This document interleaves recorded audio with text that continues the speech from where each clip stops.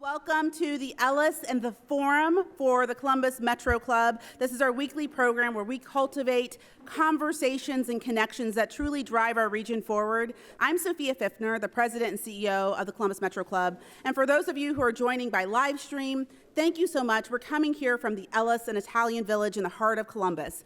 Thank you so much for today's sponsors, which include the Columbus Metropolitan Housing Authority, Frost Brown Todd, and today's forum partners, the League of Women Voters of Metropolitan Columbus and the Matriots. Additionally, I'd like to thank the presenting sponsor of our live stream, which is the Center for Human Kindness at the Columbus Foundation, and our live stream promotional partner, the Columbus Dispatch. We're so grateful to the Ellis for hosting every single CMC forum, and as you can tell, it takes in a tremendous village to bring together conversations like this. So let's give all of those sponsors and partners an incredible round of applause.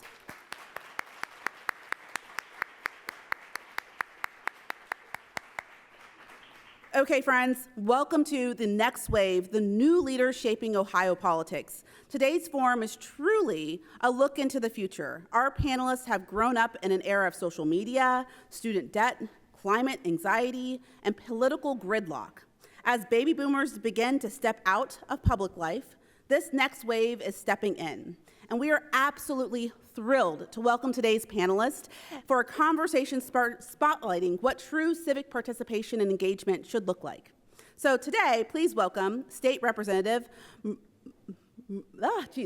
Munira, sorry, I tripped over that. Munira Abdullahi, representing Ohio's 9th District.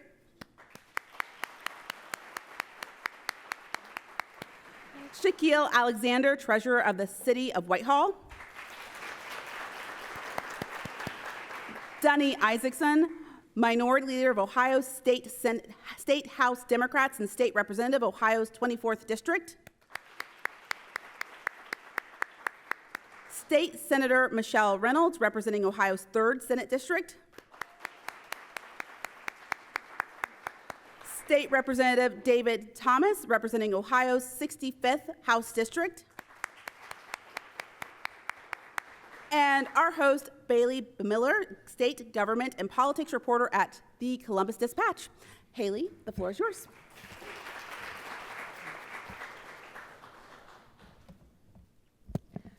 Good afternoon, everyone. Thank you again to our panelists for being here today and to CMC for asking the millennial to lead this discussion. Now more than ever, I think people on both sides of the aisle are, really looking to the younger generations for leadership and innovative policy ideas, and I know the folks here will have a lot to say about that. Before we get going, a small request to our panelists from me, because I've heard some of you on the floor at the State House. I want you to answer my questions fully, but if you can keep the time in mind as we are moving along, that would be appreciated. We have about 40 minutes before we move to audience questions and want to cover as much ground as possible. So I want to start off with a quick icebreaker. What was the first election that you all voted in? And you don't have to say which candidate if you don't want, just the year. 2016. This one? 2016. Yeah, it was the same for me, 2016.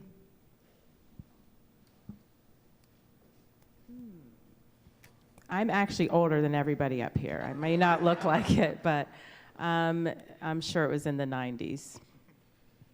2012. 2008. All right. So what made you decide to take that step from voter to voter and elected official? First, as I'm first in line. You guys are waiting for me? For me, I guess it was just a shift in consciousness. I just started to become a lot more aware of how important politics is to our daily life. And just, I think it was just probably just seeing things on the news. I was in a very pivotal time in my life. I was trying to figure out what am I going to do to make the world a better place, and then just like naturally, gravitated towards politics and really just gained that consciousness then of how important it is to get involved. And the first step was to go vote. Yes, I am next. For me, service has always been important. I grew up in Whitehall, so it was very important to me to help be part of that transformation I think you're seeing on the east side of Columbus. And my background is accounting and finance, so being able to marry that with my passion for service right at home means a lot to me. And we have some unprecedented times we keep on experiencing, it feels like every month. And instead of sitting idly by, I feel like by demonstrating to my peers in my age group that we also have agency and that we can do something right here at home to make a difference is very important. Well, I'm next.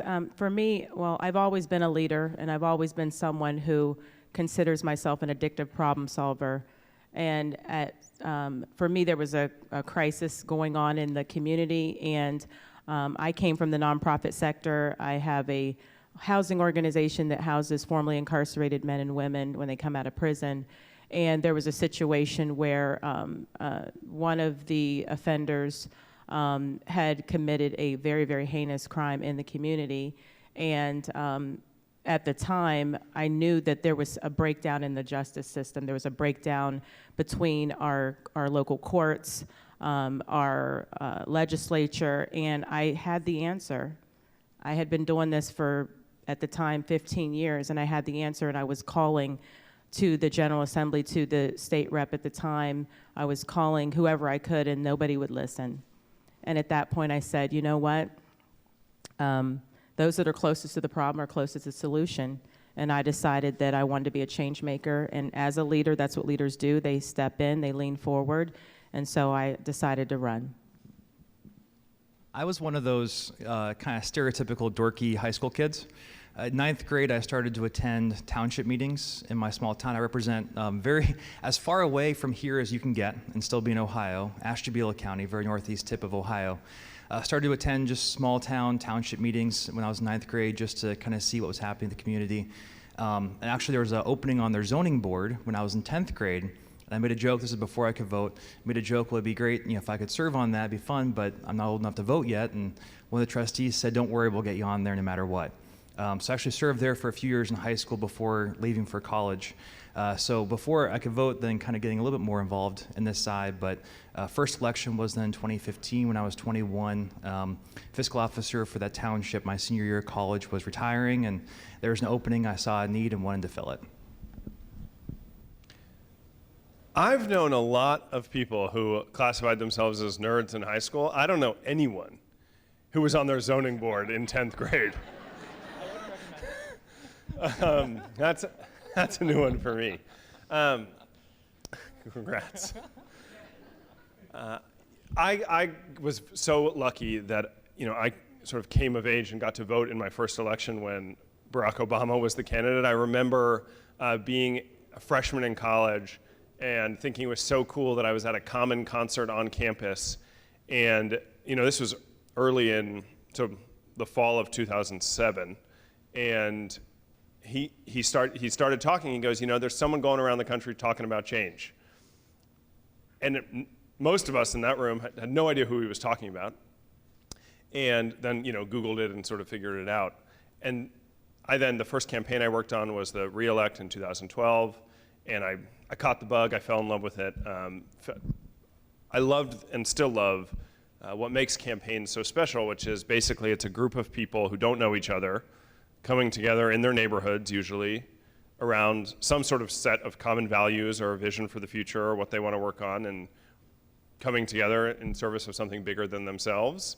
And fundamentally, hopefully, that is what politics is or can be. And for those of us in that generation, President Obama sort of set the standard for what that could look like and how fun it could be and what it meant to feel hopeful and feel like you could make a change.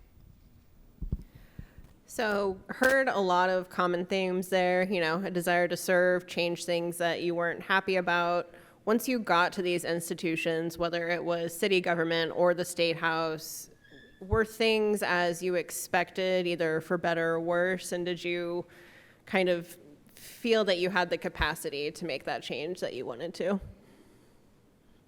I can start off if we want to go in the other direction here. The short answer is yes, which I think you sort of have to be to do this job, but I'm a very naturally optimistic person.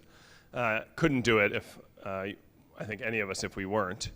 And the State House in many ways, as frustrating as it is to be in the super minority and to feel like there's sort of a portion of the state that doesn't get representation as a result, even with that, I remember my first couple weeks, some of the committee chairs, so members of the majority party, sat down with me one-on-one, walked me through what to expect in the committee. They asked me what issues I cared about, and then they ended the meeting by saying, "You're not going to like this committee. You're not going to like what we do. You're not going to agree with what we push forward, but I'm going to give you the chance to make your argument and ask your questions." And it was one of the controversial committees. So, and then I said that to a friend of mine who is new in Congress, and I sort of relayed that I just had this experience, and he just goes, "A chairman of one of my committees, not only would he never go get coffee with me, he would never speak to me one-on-one. Certainly not to ask me what I cared about." And so I do think there's we disagree on the policies dramatically, and we can get into that or not, but so there's no doubt about the level of disagreement there. But in terms of the day-to-day of how the State House functions, it is much closer, I think, to what people want their government to function like than certainly DC. Now, DC sets a pretty low bar. So there's room for improvement in the State House for sure, but I've appreciated both that you can find opportunities to be bipartisan, and there's people on this stage who have done that and who I've gotten to do that with. And you can find opportunities to fight like hell and make your case and argue and be as honest as you want, and then move on to the next business of whatever's coming, whatever needs to be addressed afterwards. And so I think it's been maybe even a little better than I expected. I was a very reluctant candidate, served as county auditor for Ashtabula for 6 years, was not interested at all in coming down to Columbus, love the local level, love being able to actually see the impact that you have in your community when you're at the local level. But my predecessor, who I ran against, was just not doing the job. So from the very get-go, I would say in a sense, was able to see some change just because my people were not being represented. And to me, that was the most important thing. So I'm only 8 months in, so still learning, still having a lot of those conversations and kind of seeing how the State House works. I'd say that the biggest kind of happiness or change aspect, it's a relationship game. I always thought if policy is good, policy will move. If policy is bad, policy won't move, and that's just kind of how things are determined. Not quite. It's all relationships, which I actually would completely agree with. It's for the better. How many of you have watched Parks and Rec versus House of Cards? I always joke we are not a House of Cards state nor reality. We're definitely much more of a Parks and Rec kind of fun community in that sense, for better or worse too. But that's been kind of one of the nice things is just we're starting to forge those types of relationships, and I think we're a much better state for that. And our State House, I always invite folks from back home, spend a day with me, just walk around kind of the things you're allowed to, listen in and hear what's actually happening. I think you'll actually be pretty impressed and happy with how the State House is. I would agree with both of the comments prior, but my experience starts at the local level. I've worked in city government, county government, at the executive, at the governor's office, and now the State House. And every level seems to be different. I think the commonality is that bureaucracy is, that sucks. Just bureaucracy at its best. I mean, I just think the government does two things well. They solve problems and create problems. So bureaucracy is not great. However, the difference that you get to make, especially at a local level, is phenomenal. Being able to touch the people, being able to solve problems on your local level and actually know that you've made a difference is astounding. The State House has been incredible. I had no idea what I signed up for. I mean, I ran for office, I knew what I wanted to do, but when I got there, I had no idea until recently of exactly how much power and influence that we have as legislators. But it is a relationship building opportunity. You have to build relationships. No man or woman is an island. It's about building bridges and being able to get things done together collectively. And so to the extent that you are able to connect with people and understand and not make it about you and make it about our collective and what's good for the greater good, then you can be successful and you can use your influence. It's more about your influence and what you do through people instead of what you do to people. And so I've had a wonderful experience at the State House. I absolutely love what I do. I love opening doors for even others to be able to do at another level and be leaders and engage at this level. But I just think every level of office is just a little bit different, but bureaucracy sucks. I appreciate what the senator and the representative said about relationships. And growing up in Whitehall, coming into office, I had already a lot of those relationships forged, so it's made my experience a lot easier. The auditor I served with, his wife worked in the schools, and I was coming up in Whitehall, and so he seen me grow up. Our current mayor, former city attorney, has been a friend and a mentor. Michael Bivens has seen me grow up. So the people I work with and the residents we serve, they know Shaquille Alexander, the human, the person, not just the elected official. And so in Whitehall, we're about 20,000 strong, 5 square miles. About 20% of that's taken up by DSCC, so we only really have 4 square miles to work with. Very small, tight-knit community. A lot of people, they grow up in Whitehall, their kids grow up in Whitehall. Some people stick around, and they're lifers. We'll see how long I stick around. But working with the great staff over here, we have people from the auditor's office, people from the mayor's office. They've made my experience just that much better. In Whitehall, we can move at the speed of business because we're so small and we can see impact in real time. I come from the private sector, CPA by trade, so coming over to government, things were familiar but very different. So I had a lot to learn, a lot to get up to speed on, and we deal with a certain level of bureaucracy, especially with a lot of change going on. Some people aren't fans of change, and some people fear change. You fear what you don't know, but starting to see a little bit more of that in Whitehall in a way I haven't seen before. So I think the road ahead may be a little bit more challenging from the bureaucratic and just pushing policy through, but generally we can move at the speed of business, and it's made things very exciting the way we're able to get things done and really impact and change lives. Yeah, for me, I had pretty low expectations coming into the State House. And in a lot of ways, it was a lot worse than I expected. And in some ways, it was a lot better than I expected. Same way that my colleague, Leader Isaacsohn, mentioned, the relationship building was so shocking to me. The amount of conversations that people were willing to have with you, I didn't expect that. I didn't think people would want to talk to me at all.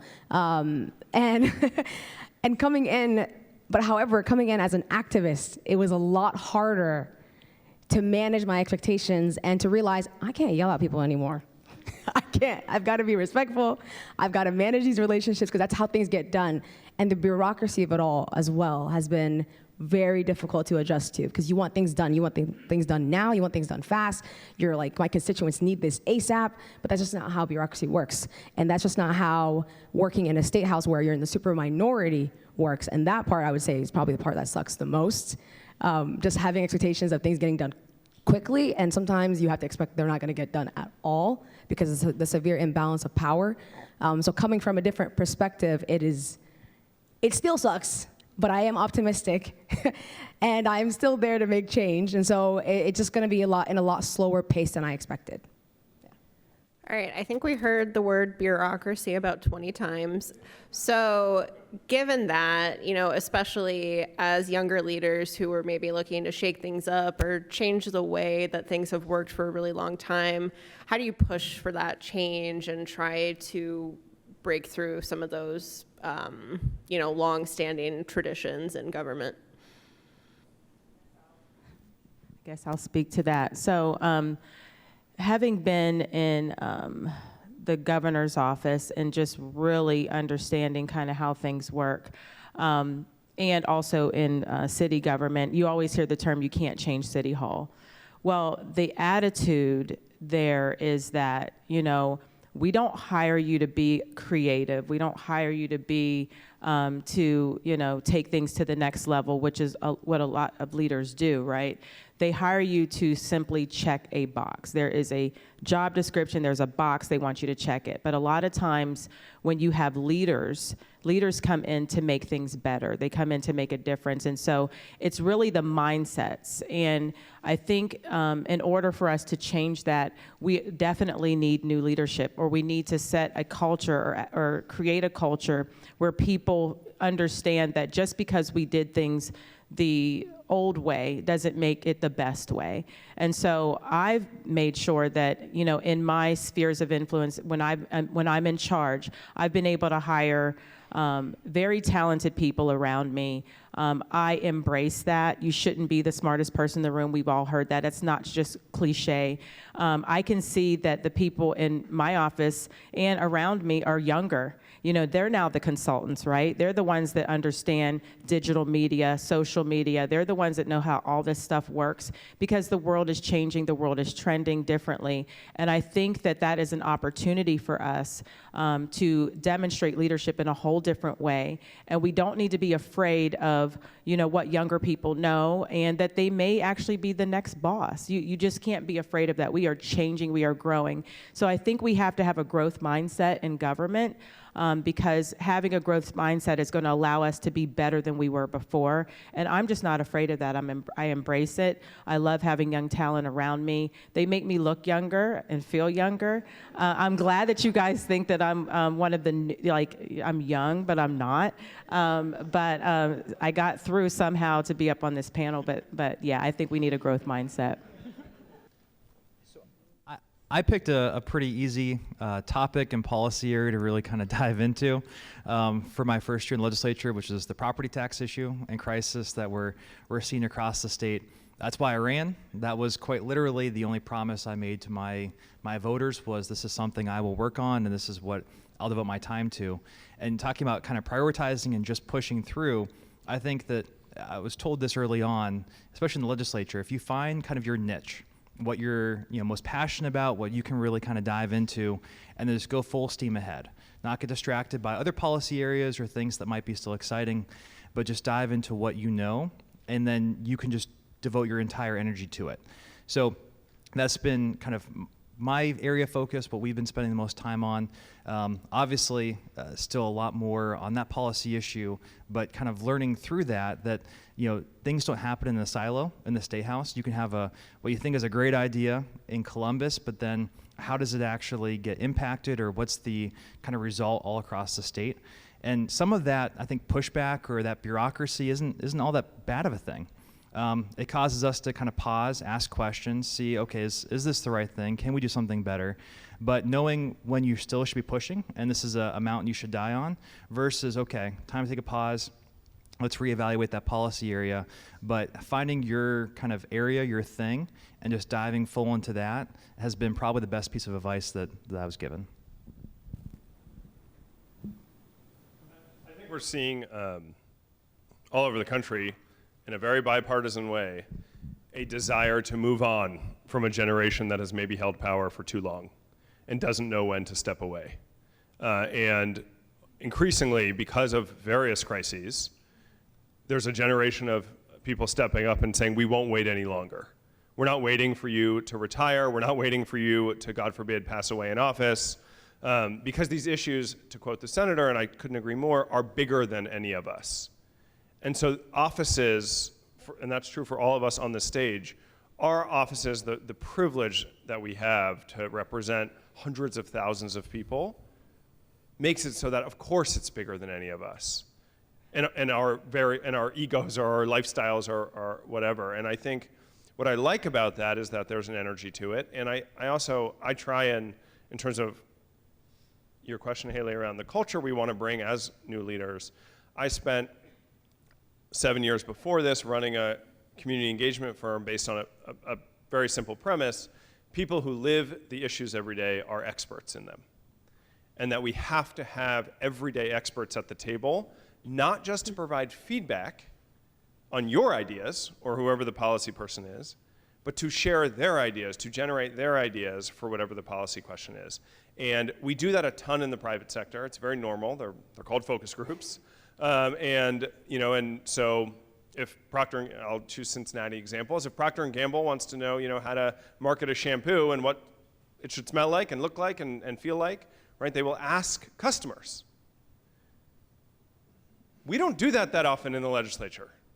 And we don't do it that often in government at all. And so I spent 7 years spending hundreds and hundreds of evenings asking those types of questions on public policy issues, because that is a culture change that I believe can make such a huge difference. And the reason I'm still optimistic and the reason I have loved serving in the State House so much is because the ideas people generate on the issues that matter the most to them in their lives are almost always, not always, but almost always difficult to put into a partisan lane. And so if that's the case, then certainly we should be able to make some of those ideas happen and turn into policy in the legislature, regardless of party. Now, are there issues where that doesn't apply? Of course, we all know what they are. They're national political issues. But those are usually not the issues that people go to sleep thinking about and wake up thinking about. And so I do think that is a culture change that we can and should bring to government. Yeah, I agree with that. Give that a hand. My strategy has been to make the status quo more uncomfortable, right? The status quo is the status quo because it's easy, because it's comfortable. It's easier to check that box, like the senator said. But making that less comfortable for those who have been coasting in that position, have built that culture, and it's just easier for them to do that and not innovate and not find new solutions to problems and not be a leader, making that harder and really pushing them to do better, right? Changing the culture in the State House, whether it be actually in the State House or in local government, asking our leaders to do more. And I think that's what young people have been doing, like Leader Isaacsohn just said, is like we're asking for more, we're asking for better, we're asking for change. And so really, I think that the strategy is to make the status quo uncomfortable so that they're not coasting anymore. So they're not hiding away and just doing what's easy and checking that box, and actually pushing the needle and finding new solutions to problems. And I think we do that at State House a lot more than in other places, having those conversations and saying, hey, there is a better way to do this actually. We've just been lacking imagination. There is a better way, and it is possible. And just starting that conversation, whether it's me doing it or it's me making someone else uncomfortable. And if that's what I have to do, then that's what I have to do. But just doing what I can to make sure that culture changes and that we're not coasting and accepting the status quo, even though it's not helping people and it's not doing anything for anyone anymore. Right? It's gone. It's time to change. It's time to move on. So that's been my strategy. I think it works. I echo everything my colleagues on the panel just said, and I do want to add that I was first appointed to the Treasurer's office. I was 25 years old, a couple months before I turned 26, and I had no clue what a treasurer did. I just knew it was related to money and numbers, and that was my expertise. And got some advice in passing from Michael Bivens. He said, the office is whatever you want it to be. And I really leaned into that. And one thing I think we can all agree on is that government moves very slow. And a lot of technology, a lot of processes just were outdated. And internally, the public doesn't see this, so I don't know if they really care about it. But I made a lot of things that go into the numbers I look at, the numbers Steve Quinzel looks at, and what ultimately council looks at when it comes time to develop that report. That process is a lot more quicker. What used to take me a couple of days now will take me 3 hours. And really leaning into that. And when I become auditor of Whitehall next year and have a much bigger budget, I'm excited to some of the stuff we can do there and with that same mindset. So I want to pivot to the campaign side of things for a second. It feels like every election we're always debating the best way to reach younger voters, Gen Z, Gen Alpha, I don't even know anymore. Do you feel like you've been able to do that effectively in your own campaigns? And what do you feel like elected officials, candidates at large need to be doing better to get younger folks excited, not only about elections, but the things that happened, in the days and months after elections? Yeah, I think I've been able to. I think I started off with a head start, right, being in that generation and also being in those spaces in my nonprofit work where I do a lot of youth development. So I know how to talk to the kids, like I'm always around them. But the biggest thing I would say is meeting them where they're at. Like we just don't come to them often enough. Finding them where they want to hang out, not really expecting them to come to us, hosting a random event, expecting like teenagers to come to no offense, like a boring event. They don't want to come. They don't want to see this. They're usually dragged by their parents if they do show up, right? Or you get those few really unique, you got, the Dave Thomases, right, who are very, who are very inspired by policy and politics. But you have to find them where they're at. And you've got to listen more than you speak. Like, they want to feel heard. They don't feel heard. And this generation in particular, I was reading research about how Gen Z is very distrustful of institutions, of leadership, especially after COVID. They don't trust us, and you have to come into that knowing that. And come into that conversation knowing they're going to dog you. They're going to be really mean. A lot of times they're really mean. And when you take it and you listen to them, they respect you afterwards. They're like, oh, this person actually cares. They're not just here to sell me on something. They all think you're here to sell them on something. But you're here to listen. So my advice would be to anybody in nonprofit, in politics, is to meet them where they're at and listen more than you speak. I think listening more than you speak is good advice in general. I try to practice that in any conversation I'm in, but for me, like the representative said, I think I operate at an advantage being part of that age group. Not Gen Z, I'm the last of the millennials. I was born in '96, so proudly a millennial. And I think it was the midterms in 22, I got a text from a friend, best text I could have got, where do I go to early vote? Best text I got during that time, I felt like voter engagement at my age group is very low, and trying to encourage people to go vote, stay engaged, come to this event with me. A lot of times I'm the go-to person for anything related to voting, campaigning, politics for a lot of my friends, and I try to lean into that. And whenever I'm out in public, I try to really just turn that off and be Shaquille Alexander, the person. Yeah, you can see me in a nice suit and tie, but showing a little bit more personality, letting them know my story, letting them know why I got involved, I think is a catalyst for them understanding kind of the world we operate in. And just showing them that humanity and getting them out of what they see on CNN and Fox News and MSNBC, and helping them understand how things work, why things are important, not just at the federal level or the state level, but why it's important to attend your school board meetings, why and what city council does, what your city treasurer does. I think all those things are important, and just them having a better understanding really goes a long way. I love the question. A lot of people who know me know that I have an amazing team, and I've always been the type of leader that has inspired others, that they understand that they can do this for themselves. And so I think it's very, very important that people, when you engage with them, they can also see themselves in what you're doing. People need to feel like they belong to something. And so whenever I have encountered someone who's like, you know what, one day I may want to run for office, will you talk with me? I always try to make sure that I'm having those conversations and making the time for those that are inspired that may want to be able to do the same thing. Sometimes we make it look easy. It's not easy, but I definitely feel like people have to identify. They have to feel like they're a part of something, especially young people. So I kind of take the role of a coach, that it's not necessarily about me. Come get in the game. If you want to get in the game, let's get you working. Let's get you inspired. Let's get you connected. Because I feel like if you can inspire someone at that level, then you know, whatever they produce, whether they're a part of your team or you're a part of their team, that it's like it's bigger than you. So I just feel like it's like, let's go, let's get on board, and let's, we can produce at a higher level. So people feel like they're really being a part of something and not just hanging out with, Senator Reynolds or what I can do for them or what they can do for me. We're doing this thing together. And so I just kind of play that coach role. I'm going to jump in real quick. Apologies to our last two panelists. I'm going to leave you hanging on this question. I have one more question for the panel, but before I get to that, just FYI, we're going to move to audience questions. After that, CMC really likes to take audience questions. It's a long-standing tradition for these forums.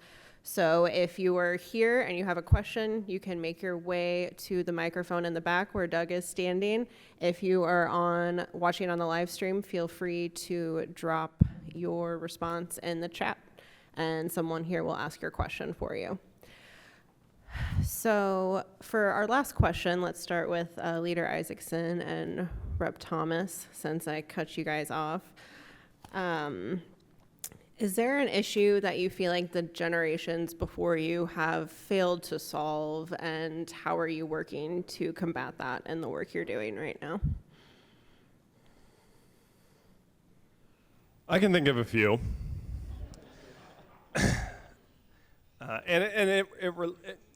Here's what I'll attempt to do, because I felt attacked by that comment about the floor speeches at the beginning. Is maybe tie in the last answer, which is that we do have a huge problem on youth engagement that is unique to Ohio. When you look at us compared to our neighboring states, Michigan, Wisconsin, Pennsylvania, our young people not only are registered to vote at far lower rates, they turn out, the ones who are registered turn out to vote at far lower rates. So we end up having vastly different electorates, despite having very similar populations. I will leave that to you, to whether that is because there's something in the water in Ohio that makes young people, less engaged, or whether maybe it was a little more intentional. But I do think, as I think about like one of the failures that we have in the state, is we have failed to engage a diverse group of people in our democracy and in our government. And there are entire swaths of the state that, as a result, have policies impact them negatively. So one of the big pushes I've made over the last couple of years is trying to link issues across Appalachia and urban communities, because they are similarly underrepresented in Ohio's government. There is maybe, if you're generous about the borders, maybe one member of leadership in the entire majority party, I think in both chambers, but certainly in the House, who represents Appalachia. But basically none of them do. So they have no representation in leadership. Democrats don't represent those areas. There's no one who represents in the House an urban area in leadership, and hasn't been for a long time. So there are communities that we have left out. So when we ask, why are young people not voting and not engaging? Well, government is not including them and is not serving them, and so the challenge that older generations have left us is, how do we lift those communities up? How do we bring them into the conversation? How do we say that, you might have cultural differences across Southeast and Southwest Ohio, but actually the issues in terms of what we're working on in the State House are shared, are similar. And so I spend a lot of time in classrooms, both in the urban core and in Southeast Ohio, talking to those students, engaging with them and asking them, what do you need from us? What do you want from us? And the answers are often the same. So when I think about how we have failed the next generation, particularly in public education. We used to be one of the gems in the country. And we have fallen like we have a rock attached to our legs in the rankings. And it is strictly a policy failure. It's not the water. And so we have a real opportunity and I believe an obligation to turn that around in terms of making sure that every kid in this state, especially in the communities that are underrepresented in Southeast Ohio and our urban cores, get access to world-class education. So I'll do the same thing. I'll combine both. We're a very results-driven generation with very little brand loyalty, right? So we want to see what actually is the policy, and then how does that impact us? Does it make it better? Does it make it worse? I always point local folks, and especially younger people, to something that they care about locally that then is directly a result of either something we're doing in Columbus or more so at the local level, and trying to engage them in that sense. And I would completely agree. My first thought when you said policy failures was federal level, the national debt. If we're talking state level wise, it 100% is education policy. Whether talking about education funding and how that system works or frankly just does not work, and how does it actually play into how we're changing policy here at the state level, or just education itself and how we're delivering it as well.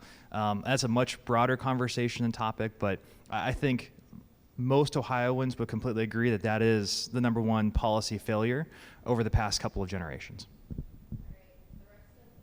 The rest of the panel, let's rapid fire this one. So name your issue, try not to opine too much, please. Plenty of issues. I could go on all day about education. However, I'd be remiss if I didn't talk about briefly the housing crisis. I am the chair of housing in the Senate, and prior to coming to the legislature, I was astonished that that was an issue that we were not dealing with prior to me, not committed to it in terms of having a committee. But we are literally in Ohio. Obviously, housing is just really out of reach, and we are over 200,000 units down of housing, affordable housing, in the state of Ohio. And so we are doing a really, really good job as a state, being an economic driver, making sure that we have great economic development projects and jobs coming to Ohio. You hear jobs, jobs, jobs, but we're not doing so great of a opportunity of making sure that people have affordable spaces to live or to be near those jobs. And so that's been my commitment and what I've been really driving policy-wise at the Ohio General Assembly. I'll be very brief. Livable wages, affordable housing, education. He just took mine. That is exactly it. So we'll just keep it Perfect. short. Well, we will turn it over from here to Doug, who I believe has our first audience question.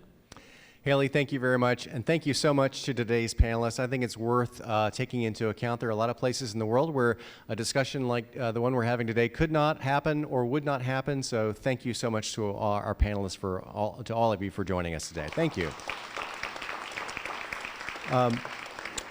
I'll launch us off, by the way, great questions at CMC always have two things in common. They take about 30 seconds or less to ask, and maybe even shorter today because we have a long line here. And what punctuation mark does a question end with, Mindy? It ends with a question mark. Yes, yes, thank you very much. I'll start us off with this one from the YouTube audience. Daniel Rohr, this is a question for our Republican panelists. How do you see the tariff-related executive orders playing out for the average Ohioan or for Ohio's economy in general? Okay, no one heard that. Good. I was just at our county fair this past week.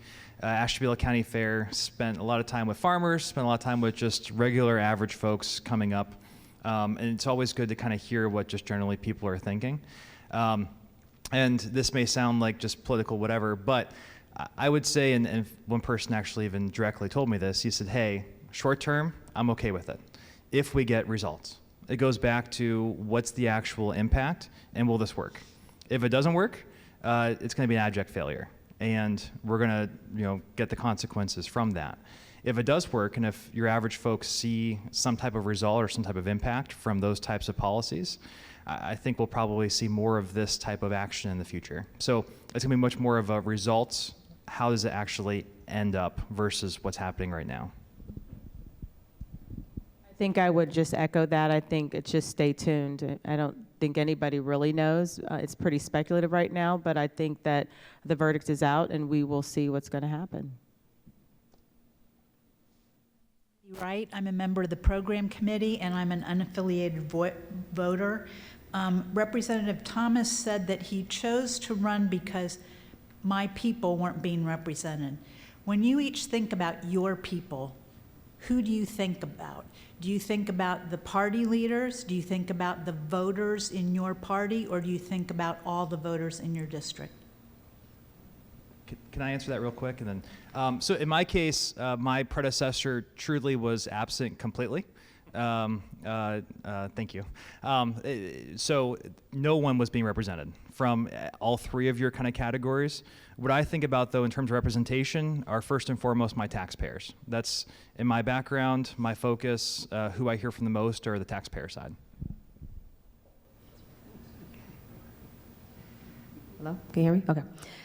When I think of my people or who I represent, I think of, first and foremost, the voters, all the voters in my district. But then after that, it's literally everyone who's impacted by the policies that we pass in Ohio. So all Ohioans, especially working class Ohioans is who I think of the most because they are most impacted by the policies that we pass in a negative way, I mean. And so when I think of my people, I think of working class Ohioans, working class families who are impacted directly by the policies that we pass and have been impacted negatively in the past, however many years. That's who I think of, if that helps. When I think of my people, I think of, again, that 5 square miles on the east side of Columbus called Whitehall. That's where I grew up. That's home. Went to Whitehall Yearling High School. Moved up north for a little bit of time. After college at Otterbein University, go Cards. And been back in Whitehall about 4.5 years now. But even more specifically, the young people that look like me in Whitehall who are coming up, and I can show them that you do have options and you can do something different. I think that's very important, that I continue to show up and be present. And whether I'm speaking, whether I'm part of whatever's going on, or just simply in the room, I think all of that is equally as powerful for them to see me around. I would say that at first it's my constituents, because that's who the people have voted, you know, that voting block, 350,000 people that I represent, that all of their interests, whether they voted for me or not. However, as a leader, I represent a lot of different communities. I'm a pastor's wife, so I have the faith-based. I have New American communities because I'm first generation, I'm Jamaican. I have, you know, I'm a mom, I'm a grandmother. People that look like me, the Republican Party. There's a lot of different people that I answer to and that I'm accountable to. So when I think of my people, I'm thinking, I mean, I'm also Greek in terms of a sorority. So there's a lot of people that I'm a leader and I'm accountable to. You had me there for a second, Senator.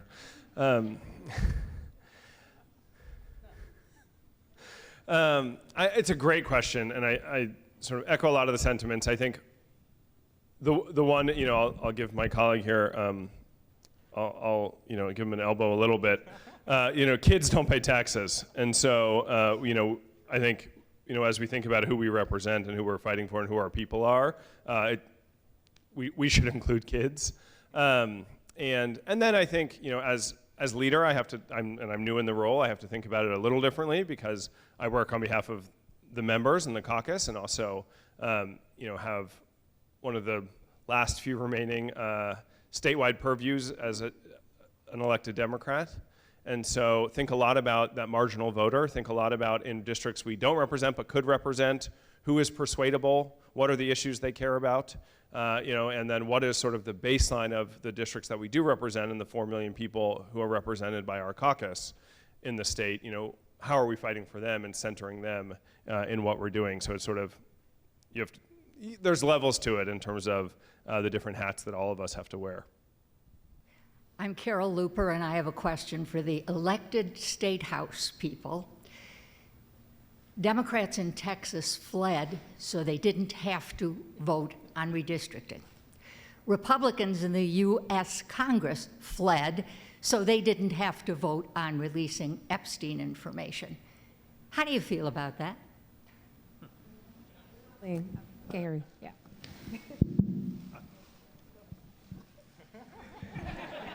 I love this question. I'm excited for it. I want to know how much to go in on it. I guess here are my thoughts. We should have fair maps because it's basic, elemental to democracy, and we should release the Epstein report because we want to know what it says. So obviously, I'm quoted as saying, you all may know that the House just reconvened, for example, a few weeks ago to try to override a couple of the governor's vetoes. There are a few House members that fled, in a sense, to not be there to take a vote. I'm on record as saying that's truly our duty. We should be working for the people, and we should be there when our duty calls, whether that's in Congress, whether that's, you know, in Texas, and at some point you have to go back, and you have to face the voters, and you have to face your colleagues when you fled. So you should never flee. So, as far as I don't necessarily know whatever the issue is, we need to show up to do our jobs. Whether it's redistricting, whether it's some of the tough issues, if it's death penalty, I don't care what the issue is. If we are elected to represent the people and we do that through our vote, we need to show up, regardless of the situation. And then as far as the Epstein files, I mean, if this is public information, then the public needs to have it. I mean, some of these things are common sense. It's not rocket scientists. It's not for a rocket scientist or whatever. It's just common sense. We need to be, we were elected by the people to show up and do our jobs, and we need to do that no matter what the subject or matter at hand it is, period. Hi, my name is Aaron Minnick. I'm with The Ohio State University. Across the board, a number of the panelists talked about the frustrations of dealing with bureaucracy, sort of writ large, in terms of your day-to-day work. I'll just say, can any one of you sort of step up with maybe a fairly succinct anecdote or story to illustrate what that means in your work to those of us who don't live in your realm? In other words, do any of you have a particularly tasty little tidbit of something that could illustrate the frustrations of working with bureaucracy in your position? Thank you.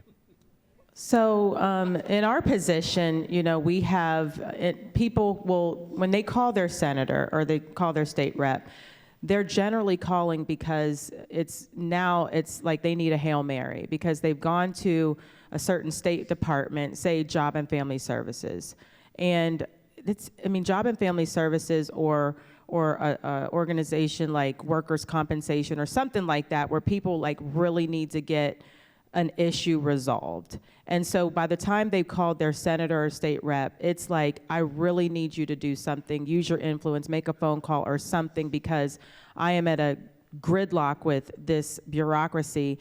They're either not answering the phone, or maybe there's somebody who's in charge that just says, oh, well, that doesn't necessarily fit squarely in our box, that situation, so therefore we can't do it. You need somebody who is going to make the decision and use some common sense within the realms of the law, obviously, but you need to get it done. And sometimes it takes a little, kick or our influence to be able to get that to move. So it's almost like, I liken it to having a clog in your drain at home, and it's like, okay, you got to get the Drano to just push that thing through. And sometimes that's what it is. It's a cog in the wheel because it's either sitting on someone's desk or someone's not answering the phone or it's a mile high. But there are real lives behind this issue where, they could be one paycheck away from, being homeless because somebody is just not doing their job. And that's where bureaucracy is it just sucks. So, yeah. Thank you. Thank you. We have 3 minutes left for a final question. Hey, y'all. My name is Elizabeth Wangugi. I am the proud owner and director of Exclusive Excursions, Wellness Events, and Retreats. I got into business because capitalism and commerce as a concept really needs some healing, I think, and I want to help with that.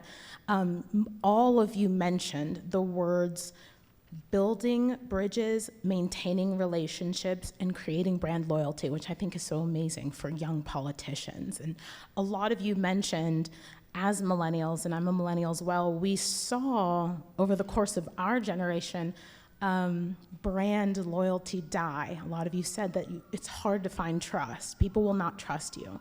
This is a question I get to ask business people often, but not politicians. So in the name or in the quest of finding brand loyalty, creating brand loyalty, knowing that people are not going to trust you and for good reason, how do you create brand loyalty?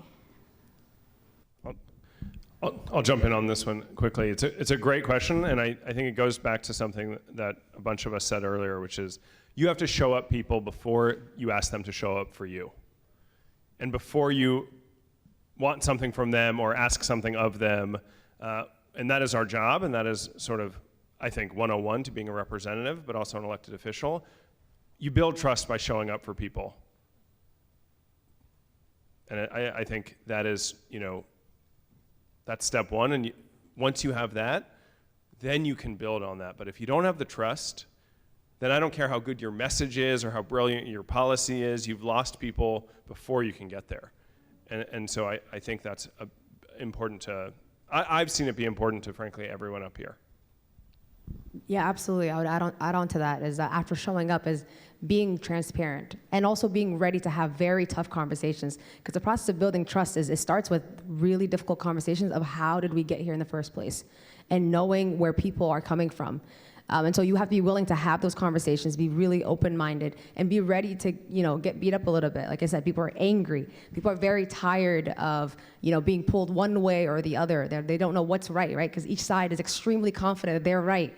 And so coming to those conversations, knowing where people are at and knowing their frustrations, but also allowing them to tell you their frustrations, and then being transparent as possible at every step of the way. Even when you feel like that's, that adds an extra layer to my work, or why do I have to tell them everything? But when you're building trust, you have to really tell people a lot, right? You have to really build that trust back by being as honest as possible and being as transparent as possible, and always showing up, and showing up more than you would have to in a, when you're in a very trusting relationship. You don't have to always check in, but when you're not, right, there's paranoia. You've got to check in regularly, and so treating it like that. That's what I would say. And I would say finally that actions speak louder than words. I think results. I'm known for results matter, and I think that your track record and being consistent in what you do, and being a top producer, just making sure that everything that you're doing is consistent, that people then, no matter, and I can say this because I am very rare, I'm a Republican in an urban district, and people may not understand my politics, but they know who I am. They know who I am. They know what I'm about. They know that my track record speaks for itself. And there will be people that will say, you know what, I may not support your party, but I support you.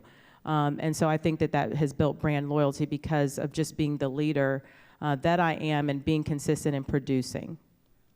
All right, unfortunately, that is all the time that we have for today. I'm going to kick it back over to Sophia for some closing thoughts.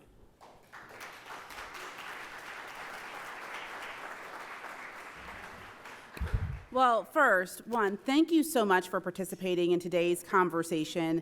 I think if you took away anything, that relationships matter, whether it's working in community, working as an elected official, or working as a business owner.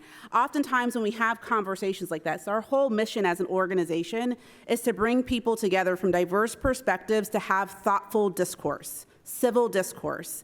And as I was listening to today's conversation, all I could think of is, wow, Ohio, we're doing some really good things here. We're doing really great. But oftentimes when people think about civic participation, it's like, well, they're responsible for the change.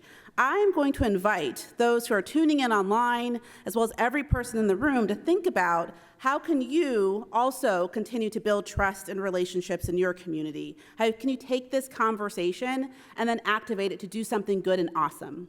So with that, I want to thank today's sponsors, the Columbus Metropolitan Housing Authority, Frost Brown Todd, and today's forum partners, which is the League of Women Voters of Metropolitan Columbus and the Matriots. Let's give them a round of applause. I want to thank today's live stream sponsor, the Center for Human Kindness at the Columbus Foundation, and our live stream promotional partner, the Dispatch. We wouldn't be able to connect with so many people online if it was not for them. So let's give them a round of applause. I want to thank the Ellis for creating a space for gathering. This would not be possible if we could not come together in one room. But more importantly, I want to thank our panelists. So State Representative Munira Abdullahi, Shaquille Alexander, Leader Dani Isaacsohn, who had to step out for a second, State Senator Michele Reynolds, State Representative Dave Thomas, and our host, Haley BeMiller. Let's give them a round of applause.